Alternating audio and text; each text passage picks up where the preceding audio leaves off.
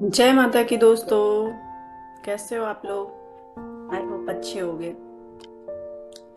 दोस्तों, आज का टॉपिक है, जैसे सभी लोग मतलब जो भौतिक जीवन में बहुत परेशान है फाइनेंशियली, कि मेरा कोई काम नहीं हो रहा है या कुछ भी जो भी, तो मैं उनको एक बेस बताना चाह रही हूँ कि बगैर आध्यात्मिक जीवन में सफलता के आपको भौतिक जीवन में भी बहुत सफलता नहीं मिल पाएगी।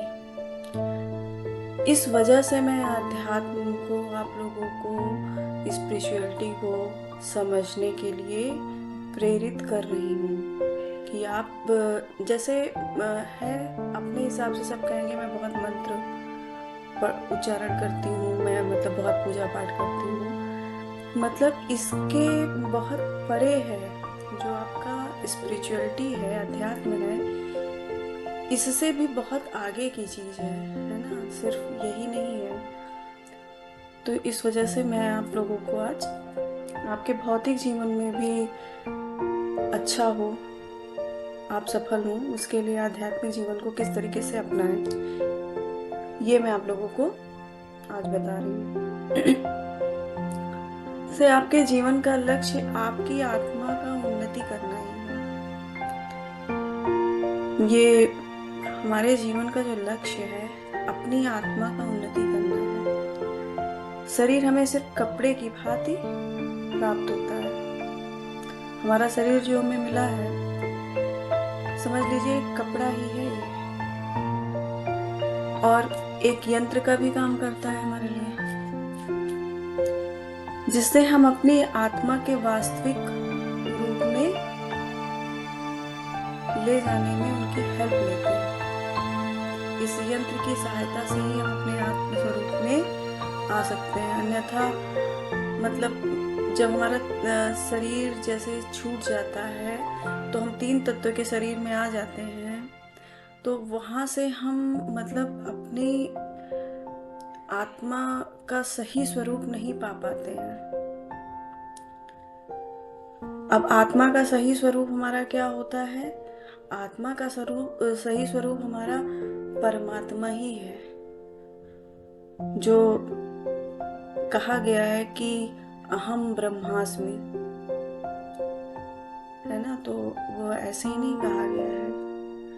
बहुत सारे हमारे ऋषि मुनि जो हुए हैं, उन्होंने इस चीज को बहुत महसूस किया, अनुभव में रहा उनके, उनका जीवन वही है ना कि अहम ब्रह्मास्मि ही हो गया, वो खुद परमात्मा के स्वरूप में आ गए।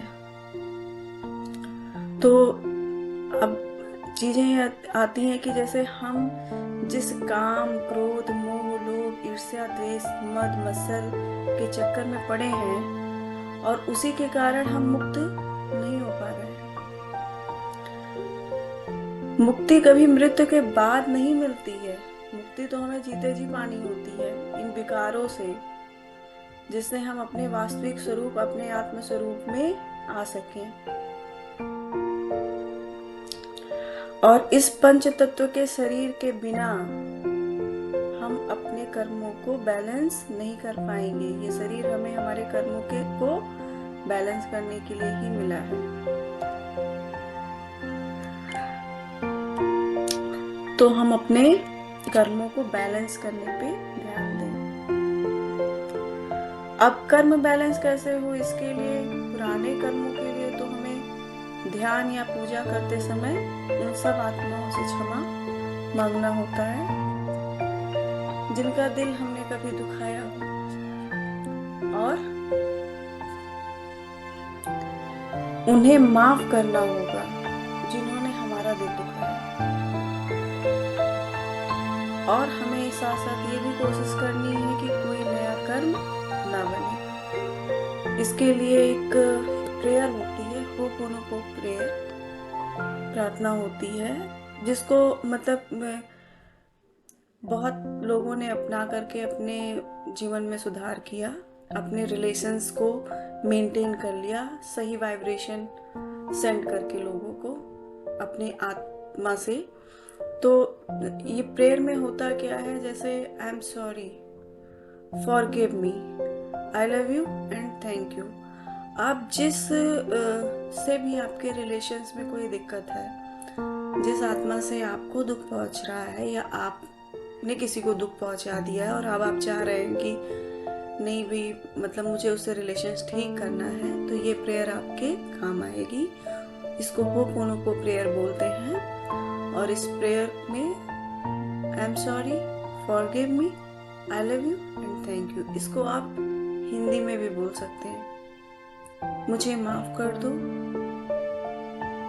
मैं दुखी हूँ, मुझे माफ कर दो, मैं आपसे वाकई में प्रेम करती हूँ और इसके लिए आपको धन्यवाद। जैसे भी आप बोलना चाहें आप बोलिए। और साथ साथ हमको मतलब जो पुराने हमारे कर्मा हैं उनको हम प्रेयर के माध्यम से तो चीजें करेंगे ही, नए कर्म हम नहीं क्रिएट करेंगे, किसी के साथ भी कोई भी अभद्रता नहीं करेंगे, किसी का बुरा नहीं सोचेंगे, किसी के साथ कुछ भी बुरा नहीं करेंगे। इससे हमारे कोई नए कर्म क्रिएट नहीं होंगे। यथासंभव जितना हो सके आपसे, आप पहले तो आप मतलब 100 रुपए भी कमा रहे हैं तो उसमें से 10 रुपए आप दशांश उसको दान करिए। और अगर आप ज्यादा सामर्थ्य है, आप ज्यादा कर सकते हैं तो आप दान करिए, अवश्य करिए। इससे आपके कर्मा बैलेंस होते हैं। और अगर हमको अपने आत्म स्वरूप में पहुंचना है तो उसके लिए आत्मनिर्भर बनना बहुत आवश्यक है। तभी हम आत्मसम्मान के साथ जिंदगी जिएंगे और अपनी आत्मा का उद्देश्य पूर्ण कर पाएंगे, जो धरती पर आने से पहले ही हम कॉन्ट्रैक्ट करके आए हैं। हर आत्मा, हर सोल यहाँ पे अपना कुछ ना कुछ उद्देश्य लेकर के आई है, वही सब लोग भूल गए हैं और बाकी सब कर रहे हैं सर्वाइवल इश्यूज के लिए। लड़ते लड़ते अपना जीवन चला जाता है, घर का, गाड़ी, मकान, यही सब करते करते, लेकिन वो अपने वास्तविक उद्देश्य को भूल चुके हैं। तो हमको अपने वास्तविक उद्देश्य को ही समझने के लिए अपने आत्म स्वरूप में आना है। परमार्थ ही मानव का पहला धर्म है ना। हमें मनुष्य धर्म मिला है तो हमारी चेतना सबसे ज्यादा विकसित है, तो हमें परमार्थ का गुण होना चाहिए। भगवान कोई शरीर या छवि या चित्र नहीं है, वह एक ऊर्जा है, ठीक है, एक ब्रह्मांडीय ऊर्जा है जो सब जगह कण कण में, पत्ते, फूल, हर कण में, हर जीव में बसा हुआ है। जिसने भी इस ऊर्जा को अपने अंदर बहने दिया, कोई ब्लॉकेज नहीं लगाया। ब्लॉकेज क्या क्या, जैसे काम, क्रोध, मोह, लोभ, ईर्ष्या, द्वेष, मद, मत्सर, तो वही क्या हो गया, राम हो गया, वही हनुमान हो गया, वही ईसा मसीह और वही गुरु नानक देव हो गए, जिन्होंने इस ब्रह्मांडीय ऊर्जा को पूरी तरीके से अपने अंदर बहने दिया। आप ही ईश्वर हैं, बस अपने अंदर से इन सारे विकारों को दूर कर दीजिए, धीरे धीरे दूर करते जाइए और अपने ईश्वरत्व मतलब अपने डिवाइन फॉर्म में आइए, आगे बढ़िए उसी तरफ। जो अहम ब्रह्मास्मि हमारे ऋषि मुनि ने इस चीज को अनुभव करके बोला, वो इसी बात को इंगित करता है कि भाई हम इस जो ईगो सेल्फ है, हमारा जो विकार है, वही तो सिर्फ क्या कहते हैं हमारे मतलब डिवाइन सेल्फ से, ईश्वरत्व से अलग है। बाकी जैसे 2 हाथ पैर शरीर के ईश्वर को दिखाया, राम जी को दिखाया, कृष्ण भगवान को दिखाया, या और धर्म में जो भी हैं मोहम्मद साहब को दिखा दिया, या फिर गुरु नानक जी को, तो उन लोगों में क्या, उन्होंने अपने ईगो सेल्फ को, अपने विकार को मतलब अपने से धीरे धीरे धीरे धीरे अपने प्रैक्टिस से, स्पिरिचुअल प्रैक्टिस से हटा दिया और वो अपने डिवाइन सेल्फ में आ गए। अच्छा, कुछ आत्माओं का जन्म जैसे इस टाइप से भी हुआ जिनका कोई पास्ट लाइफ कर्मा उतना नहीं था, तो वो अपने डिवाइन सेल्फ में बाय बर्थ ही रहे। बट माँ और पिता के संस्कार से जो भी विकार उनके जीवन पे आया, उसको भी उन्होंने स्पिरिचुअल प्रैक्टिस से धीरे धीरे करके डिसॉल्व कर दिया। अब हम जैसे जैसे अपनी आत्म स्वरूप की ओर बढ़ने लगते हैं, आपकी शारीरिक क्षमता भी बढ़ती है। इसीलिए तो कहते हैं कि जब आपका आध्यात्मिक जीवन अच्छा होता है, आप स्पिरिचुअलिटी से अपनी फिजिकल लाइफ मतलब भौतिक जीवन को भी बहुत अच्छा बना लेते हैं। इस वजह से जो बहुत मदद महात्मा होते हैं, उनके पास जाकर के इंसान क्या आशीर्वाद लेता है, वो अपनी स्पिरिचुअलिटी जो भी स्पिरिचुअल प्रैक्टिसेस किए जिससे उन्होंने अपने देवत्व को डिवाइन सेल्फ को पाया है, उसी की वजह से वो और लोगों की हेल्प कर पाते हैं। तो जब वो कर सकते हैं तो आप भी तो क्या कहते हैं मतलब एक आत्मा आपके अंदर भी तो है, आप भी अपने डिवाइन सेल्फ में आ सकते हैं। मेरे बहुत सारे अनुभव हैं। मैंने अपनी मतलब इस आत्मा की शुद्धता की तरफ 4-5 साल पहले से ही मतलब वर्क करना, पूरी तरीके से स्पिरिचुअल प्रैक्टिस करना शुरू कर दिया था। उससे पहले भी मैं एक ऐसी मतलब अपने आप को मानती हूँ कि सोल थी जो काफ़ी मतलब स्ट्रगल करते हुए आई, और उन सारे अनुभवों कड़वे अनुभवों से मतलब अपने आत्मा को मतलब अपने मन को काफ़ी मजबूत कर दी गई, जिस वजह से आज के डेट में मैं अपनी डिविनिटी को छू पाती हूँ और मुझे मतलब काफ़ी हद तक इन विकारों से मतलब मैं अपने आप को मुक्त पाती हूँ। बहुत ज़्यादा फर्क अब मुझे नहीं पड़ता है। शायद अब मुझे ये डिवाइन का गाइडेंस है कि मैं आप लोगों को जो मुझे सुन रहे हैं और आगे आने वाले समय में जैसे जैसे भी और लोग मुझसे जुड़ते जाएंगे, मुझे सुनेंगे, तो उन लोगों के जीवन में भी परिवर्तन आएगा। आप जैसे जैसे अपनी ये ऊर्जा बढ़ाते हैं मतलब आध्यात्मिक, वैसे वैसे आपकी शारीरिक क्षमता भी बढ़ती जाती है। तब आप अपने जीवन का कोई भी निर्णय बहुत अच्छे से ले पाते हैं। आपके अंदर भय क्रोध लोभ नहीं होता है, ये सब नहीं होता है, तब आपका निर्णय भी तो सही होता है। आप कहीं पे भी गलत निर्णय कर लेते हैं, डर जाते हैं, भय होता है, या फिर गुस्से में अपना काम बिगाड़ लेते हैं, या लोभ लालच से।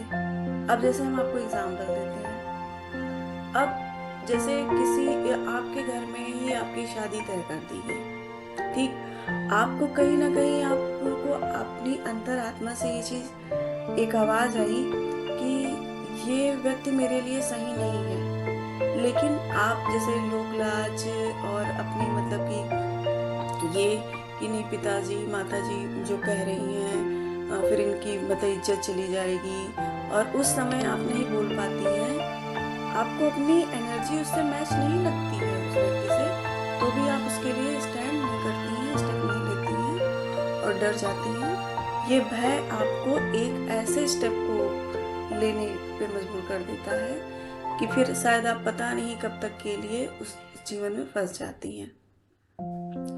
फिर वहां से निकलना कितना मुश्किल होता है, ये बहुत सारी लेडीज जान रही हैं, उनके अनुभव मुझे भी प्राप्त होते हैं, मैं भी जान रही हूँ।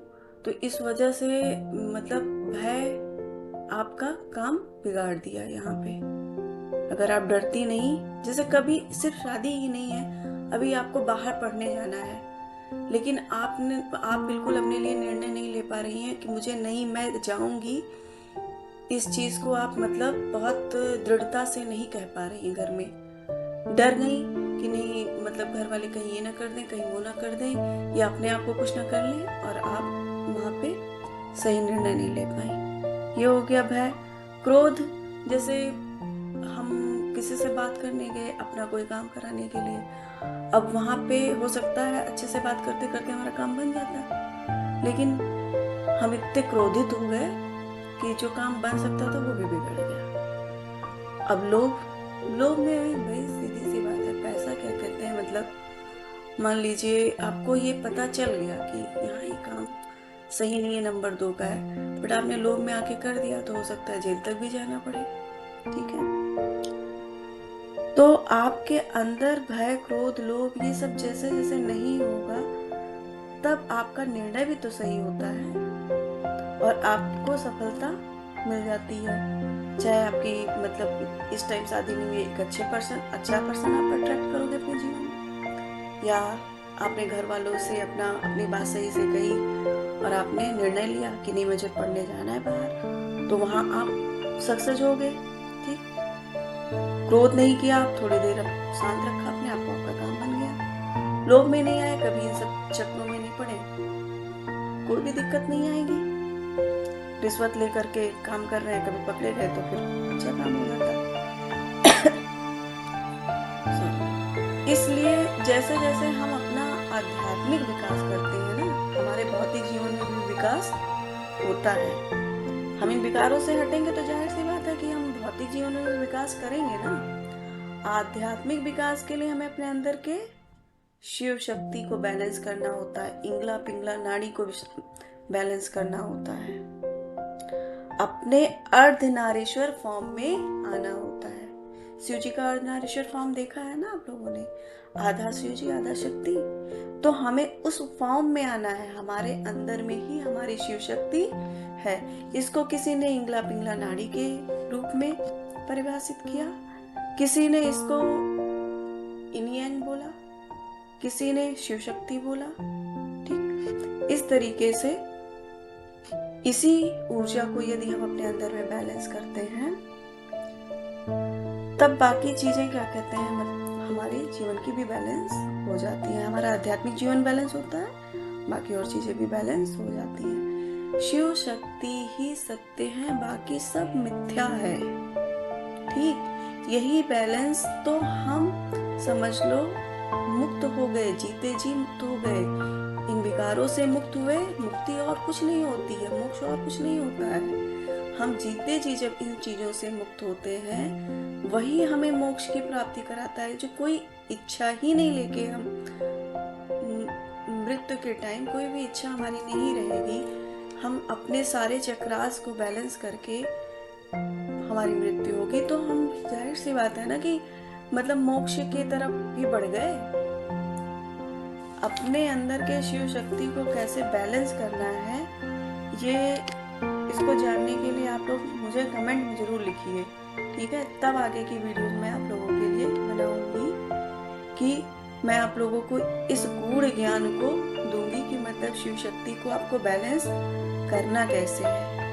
ठीक है, बाकी आप लोगों से यही रिक्वेस्ट है कि लाइक शेयर सब्सक्राइब करिए इससे, ताकि और लोगों तक क्या कहते हैं मतलब ये वीडियो जाएंगी तो उनको भी लाभ होगा।